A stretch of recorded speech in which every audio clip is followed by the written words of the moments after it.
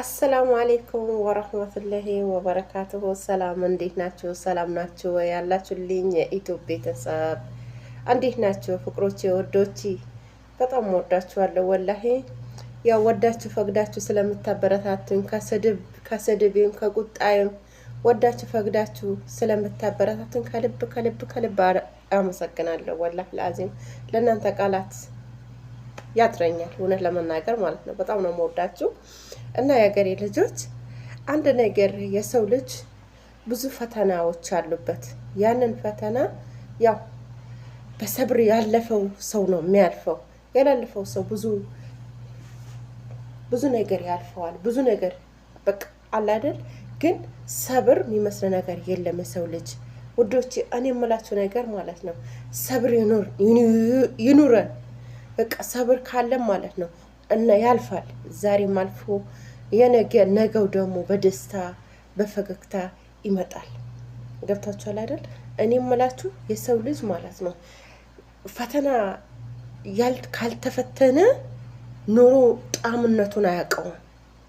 ተፈትኖ ነው በቃ ኑሮውን ፈተናውን ተፈትኖ ሲያየው ነው የኑሮ ጣምነቱ የሚገባው ውዶቼ።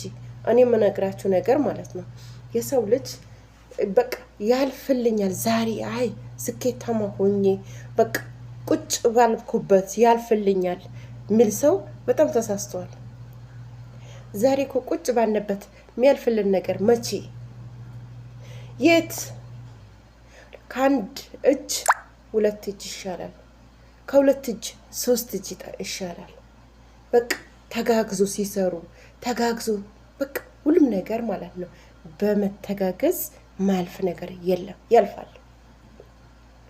ግን ወይም እሱ ቁጭ ብሎ የሚበላ ከሆነ አንቺ ለፍተሽ ጥረሽ ማግብተሽ የምታጎርሽው ከሆነ መቼም በህይወት ዘመን መቼም አያልፍም።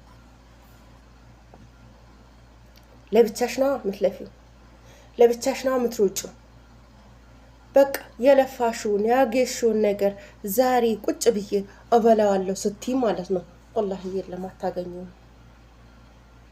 ግን ሄደሽ ደግሞ ያንን ያስቀመጥኩትን ነገር እስከ ዛሬ በቃ እንደ ሰው ማርፊ እንደ ሰው በቃ አልፎልኝ ቁጭ ብዬ እበላለሁ ብትይ ቁጭ ብዬ እበላለሁ ብለሽ ሀገር ብትገቢ ማለት ነው ወላሂ ላዚም ያቺኛን ያሻትን ጨርሰሽ ተመልሰሽ ስደት ነው የምትመጪው።